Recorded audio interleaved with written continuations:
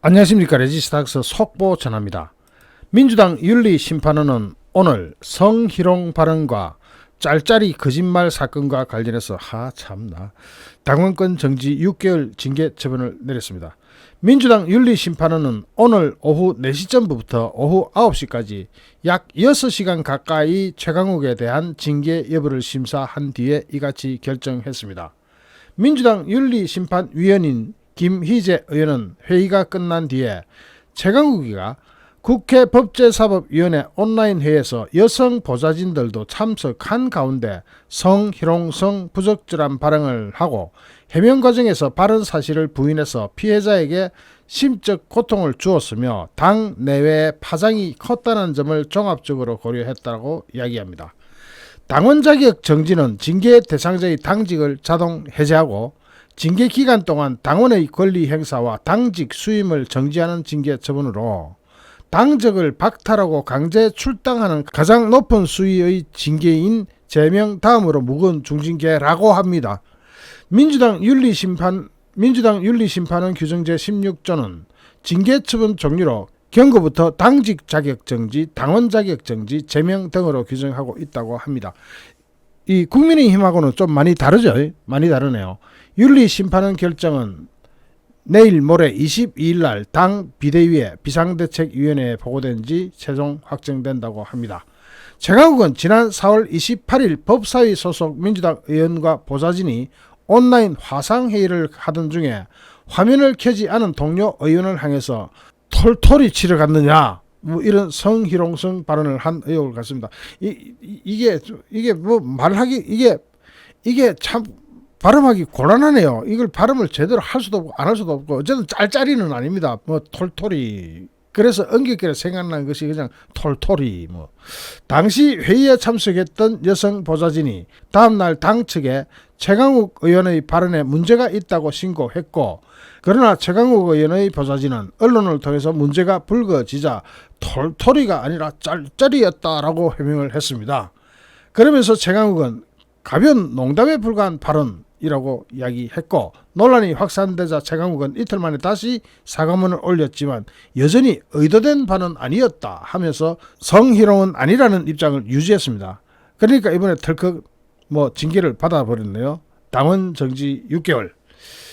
어차피 최강욱은 항소심에서도 유죄 판결을 받아가지고 징역 8개월에 집행유예 2년, 이거 받은 날짜가 5월 21일인데 대법원 확정 판결까지 한 6개월 이러면 민주당 당원정지 6개월에 한 6개월 지나면 대법원 확정 판결 나가 배지도 달아날 판이니까 이래저래 잘 된 겁니다.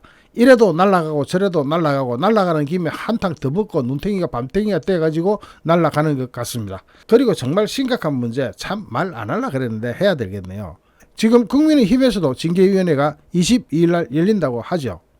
민주당 윤리심판원에서 최강욱에 대해서 당원 자격 정지 6개월이나 때려놨으면은 이준석이도 지금 굉장히 난처한 입장에 처하죠.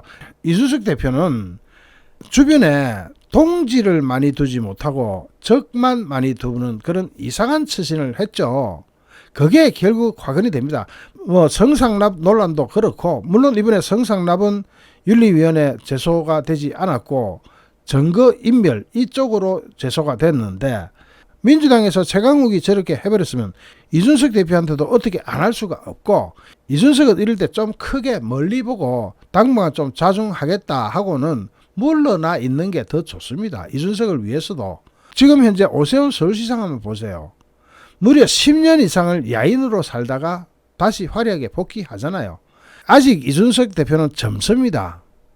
젊으니까 윤리위원회까지 가지 말고 그냥 지금 탈당해버리세요. 그럼 뭔 미련이 있습니까?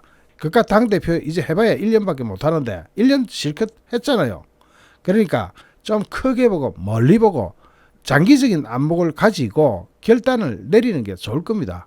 어차피 윤리위원회가 열리면은 경고나 당원권 정지나 탈당 권고나 제명 중 어느 하나는 하기는 해야 될 거 아닙니까? 그중에 가장 가벼운 경고가 나와도 당대표로서는 그 자리 유지하기 힘듭니다. 딱 하루 그렇지 않습니까? 당대표가 당 윤리위원회에서 경고를 먹었다. 그러면 리더십이 살아날 수 있을 것 같습니까? 만약에 탈당 권고가 나온다든지 하면은 탈당 권고는 바로 제명보다 더 강한 조치입니다. 열흘간 자진 탈당을 할 시간을 주는 것 외에는 제명보다 어쩌게 보면 더 강해요. 제명은 당대표인 이 대표가 최고위원회에서 그냥 끊어버리면 되는데 탈당 권고는 제명보다 더 심하죠. 당대표가 개입할 수가 없으니까. 지금 이런 상황에서는 이준석 대표 멀리 보고 한 10년 쉬어간다 생각해도 이준석 대표 젊기 때문에 별 문제 아니에요. 당장 오세훈 서울시장 한번 보세요. 그렇게 해가지고 서울시장 하잖아요. 이준석 대표가 지금 한 10년 쉰다고 해서 뭐 나이가 60이 됩니까 70이 됩니까 그거 걱정할 거 하나도 없어요. 어쨌든 최강욱은 속이 좀 시원하게 좀 풀려 나가는 것 같습니다. 그렇다고 해서 속이 완전히 시원한 건 아니지만 그래도 뭐 조금 사이다를 한 숟가락 정도 마신 그런 생각은 듭니다. 잠시 후 또 다른 주제로 여러분을 찾아뵙겠습니다. 시청해 주신 여러분께 진심으로 감사드립니다. 여러분 고맙습니다.